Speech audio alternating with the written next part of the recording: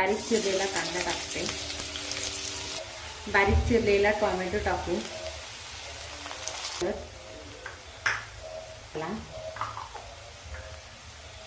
अर्धा चमचा घरचा मसाला,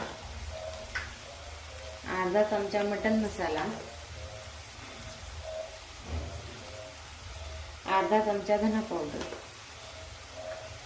आणि चवीप्रमाणे मीठ. आता हे सर्व आपण चांगले परतून घेऊ.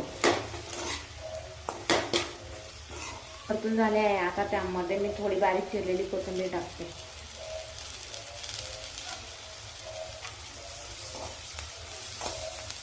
नंतर त्यामध्ये फोडलेले अंडे टाकते.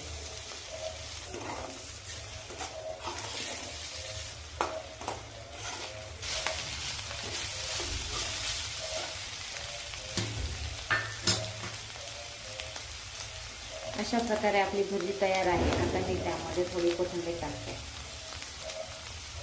आता आपण गॅस बंद करू. Thank you for watching.